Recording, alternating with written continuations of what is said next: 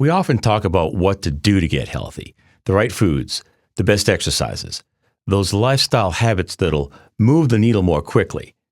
But today we're going to focus on the how. How do we stick with it? How do we overcome those hurdles that always seem to derail us? The answer, Natural Nation, is mental toughness. If you're a Christian over 40 with a desire to age gracefully and live more abundantly and finally achieve those health goals that have been just out of reach, this episode is for you. In this episode, we're going to explore how mental toughness, rooted in biblical principles, can be your superpower in habit formation. Let's talk about it.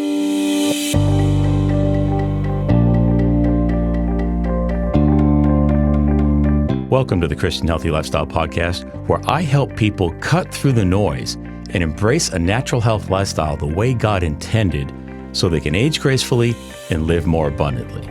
I'm your host, David Sandstrom, and this is episode number 179. Let's be real. Changing our lifestyle is hard. It requires discipline, resilience, and the ability to push through discomfort. That's where mental toughness comes in.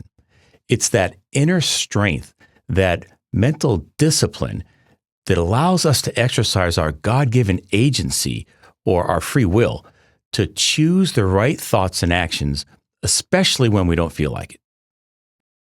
Remember Proverbs 23:7, "For as a man thinks in his heart, so is he."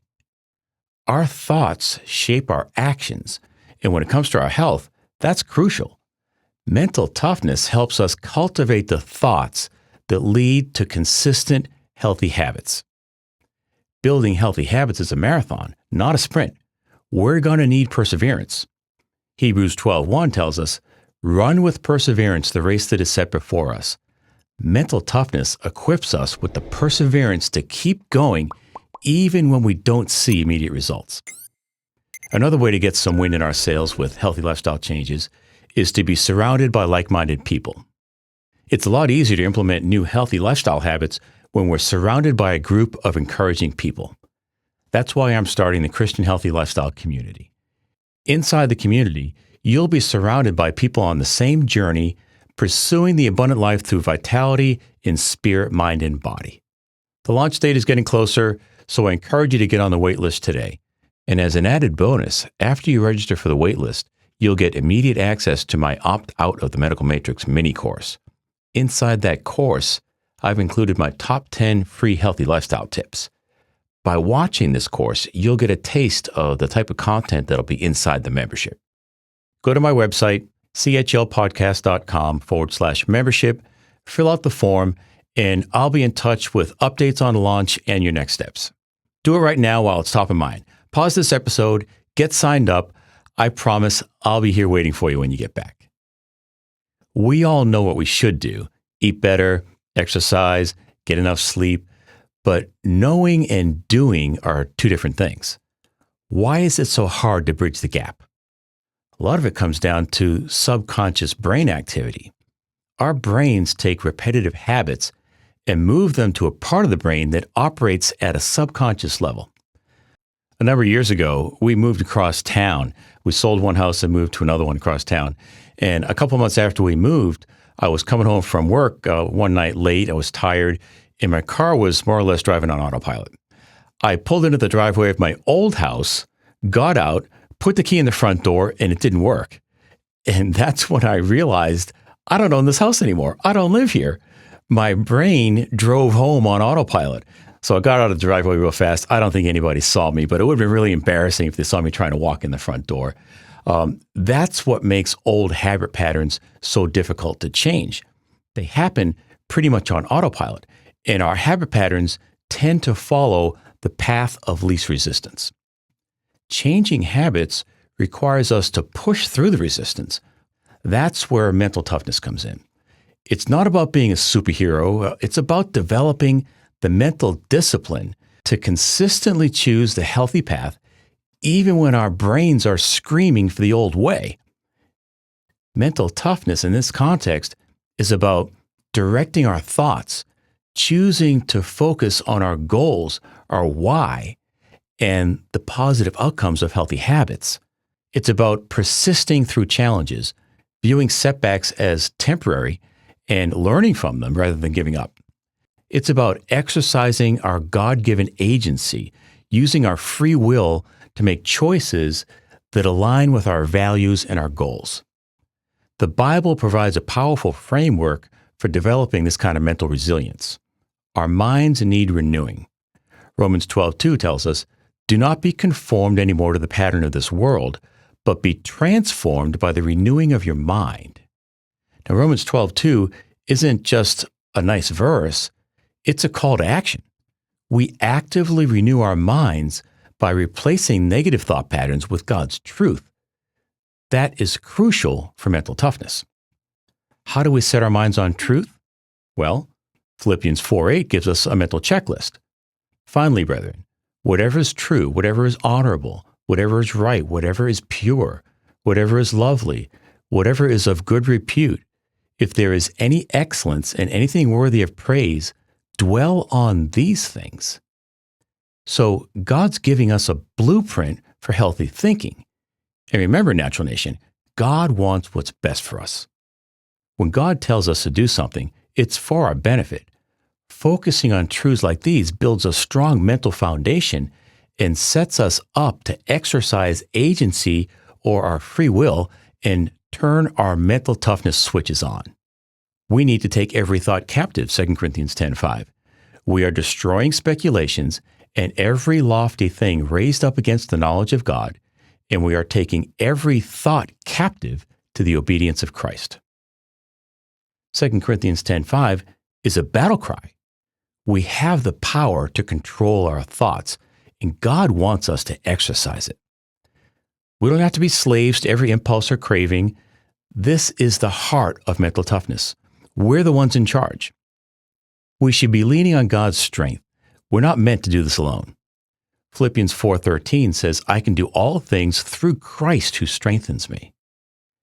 True mental toughness comes from relying on God's power, not our own. Okay, enough with the theory. Let's get practical. How do we build this mental toughness and use it to create lasting change? I've got 10 tips I want to share with you for implementing healthy lifestyle habits that stick. Number 1, start with a strong why. Your why is your God-given purpose for pursuing better health. Is it to honor God with your body, 1 Corinthians 6:19? Is it to be more present with your loved ones? Is it to have the energy to fulfill your calling? The stronger your why, the more mental toughness you'll have when the going gets tough. When you find your why, you'll find your way.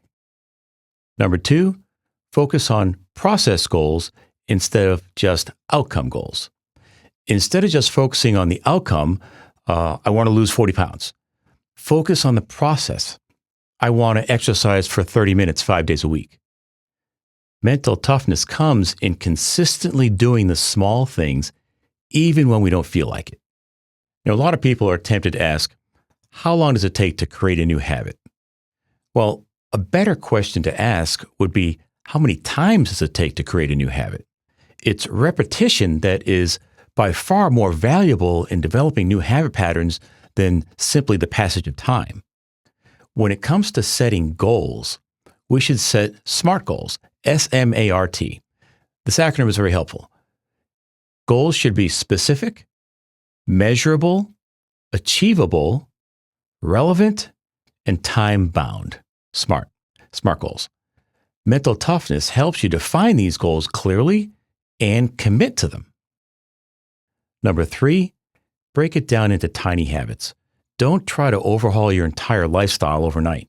That's a recipe for burnout. Start with tiny habits that are so easy you just can't say no to them.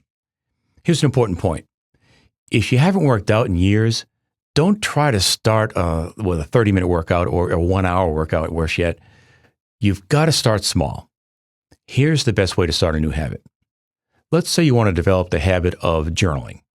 Don't start with a 30-minute journaling session. That'll feel like a chore. Start with 2 minutes and do a hard stop at 120 seconds. At first, it'll seem pointless. You'll say, what am I really accomplishing here? The point isn't the time. The point is to make it so easy that it doesn't feel like a chore. Keep doing that until it feels natural, maybe a week, maybe a few weeks, depends on the person. Then you can start stretching out the time and work your way up to the time you really want to spend journaling. Here's how this works. You can't improve a habit that hasn't been established. Let me repeat that. You can't improve a habit that hasn't been established. The habit that you want to be part of your regular routine needs to be there in the first place before you can add anything to it. If you've got kids, you've seen this in action. When they first start walking, you didn't expect them to walk across the room. You were happy when they balanced themselves with one hand on the couch or a couple hands on the couch and stood up for a couple of seconds. You applauded that and you rewarded them for that. And once the baby got in the habit of standing, then they could let go of the couch. And then they were ready to take a few steps on their own. That's the way we learn to do new things, one baby step at a time. Tip number 4, use habit stacking. Pair a habit you want to do with a habit you need to do. For example, listen to your favorite podcast, something you want to do, while you're walking on the treadmill, something you need to do. This makes the healthy habit more appealing and much easier to implement. Tip number 5, visualize success. Before you start a workout or make a presentation or make a healthy meal, take a few minutes to visualize yourself succeeding at it. See yourself feeling strong, energized, satisfied, and content. Here's a technique I recommend you try. Before you leave for the gym, don't do this at the gym. You look kind of silly. But stand in front of your bathroom mirror and use the Wonder Woman pose for 2 minutes. You stand with your feet a little bit wider than your shoulders and your fists made and your fists resting on your hips, head held high, shoulders back, chest up, and just look at yourself in the mirror. And you can supercharge this a little bit by doing a little box breathing. Count to 5 in, hold for 5 seconds, exhale for 5 or more,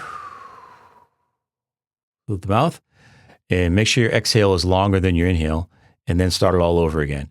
By slowing down your breathing and doing the box breathing, you'll stimulate the parasympathetic nervous system, and you'll feel more relaxed, you'll feel more confident, and you'll feel more empowered. I know it sounds silly, but it really does work.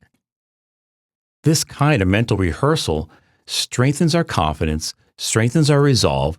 You can use it anytime you need a confidence boost, like before you make a presentation or going on a job interview or something like that. It really does work. Now remember, there's a mind-body connection that we shouldn't ignore.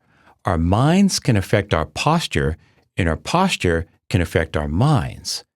If we're feeling down, what happens to our head and shoulders? We look down at the ground, shoulders slump. The connection also works in the other direction. By doing the power pose, the Wonder Woman pose, you'll feel more powerful. When I was a flight instructor, I had students that were great, and they always had great lessons. But not everybody was like that. Sometimes people would show up and really struggle. So if I had a student that had a couple of not so great lessons in a row, I encouraged them to come out to the airport, find an airplane that wasn't being used, sit in that airplane, sit in the cockpit without starting the engines or anything, and rehearse their maneuvers inside the cockpit without the distraction of talking air traffic control, the noise of the engine, or even wondering how much gas is in the fuel tank, any of that. And they just focused on doing the maneuvers that we were learning. And I can tell you this, every single time, without exception, when I had a student do that, the next flight lesson went way better. And it saved them a ton of money in flight lessons because paying an instructor and renting an airplane is pretty expensive stuff. So they were really able to shave some time off their training by doing things that way. It really does work. Visualization works. So you might be saying, Dave, I thought you were biblically based. This sounds a little woo-hoo here. How does this align with biblical teaching? Well, remember, God's the one that gave us an imagination. We all know children have vivid imaginations. We don't have to teach it to them. They're born with it. An architect has to visualize the building before he can design it. God had Abraham use visualization to create an action. In Genesis chapter 5, verses 5 and 6, here's what we find. And he took him, Abraham, outside and said, "Now look toward the heavens and count the stars if you are able to count them." And he said to him, "So shall your descendants be." And then in verse 6, then Abraham believed in the Lord, and God reckoned it to him as righteousness. God asked Abraham to imagine or to visualize. It was Abraham's visualization that led to his belief. It was when Abraham imagined the stars being his descendants that changed his belief. Beliefs lead to thoughts, and thoughts lead to actions. That's what we're talking about here, encouraging correct beliefs that lead to thoughts and actions that create effective habit formation. Tip number 6, develop a pre-commitment device. Mental toughness isn't just about willpower in the moment. It's also about setting yourself up for success before you face the temptation. This is what behavioral scientists call a pre-commitment device. For example, you want to go to the gym the next day? Lay out your workout clothes the night before, or pack a healthy lunch in the morning. Those types of things require mental toughness and discipline up front, but they make the healthy choice easier later. So people that seem to have incredible amounts of discipline might not really have that. They might just be using a better technique or a better approach that makes the temptation easier to be victorious on. Tip number 7, practice mindfulness. Mindfulness is being more aware of our thoughts in the present moment. Mental toughness involves being present. When you're trying to form a new habit, pay attention to your thoughts and feelings. Notice the urge to skip your workout or grab that unhealthy snack or that beer. Acknowledge it without judgment, and then choose to redirect your attention towards your goal. Tip number 8, cultivate a growth mindset. Dr. Carol Dweck's research on mindset is incredibly relevant here. A growth mindset is the belief that your abilities can be developed through hard work, good strategies, and input from others. Embrace challenges, view failures as learning opportunities, and believe that you can get better. That is mental toughness in action. Tip number 9, build a support system. Surround yourself with people who will encourage your healthy habits. Share your goals with them, ask for their support, and celebrate your successes together. Remember, we're in this together. We're not supposed to be an island. And just as Ephesians 4:29 says, we are to edify and encourage one another.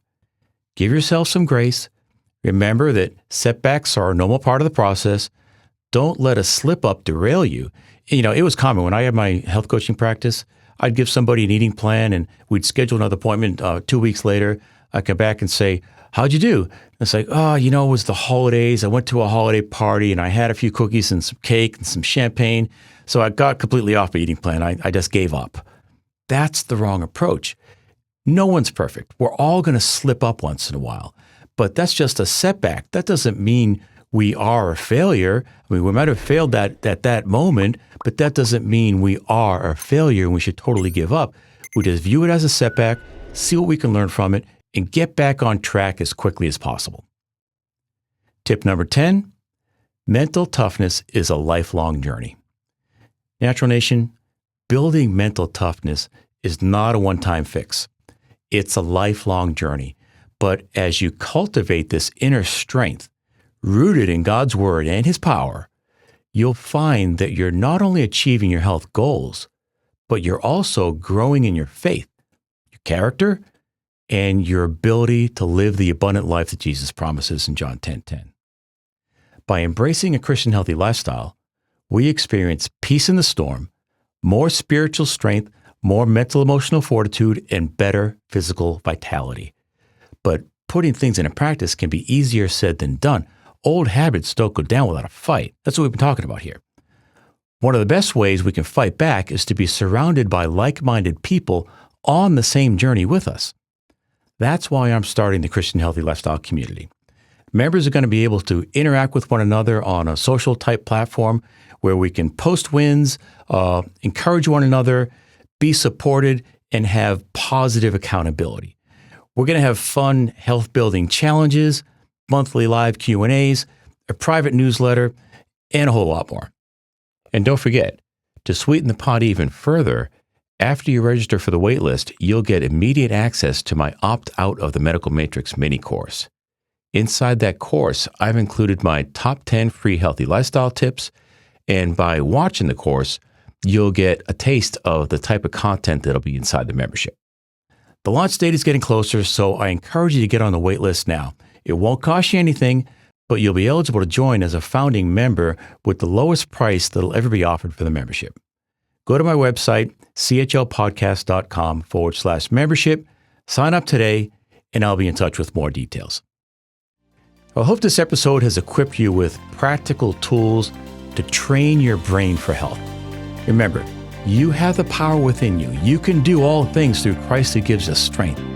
Go out there, Natural Nation, be strong and courageous, and live abundantly. I'll talk with you next time. Be blessed.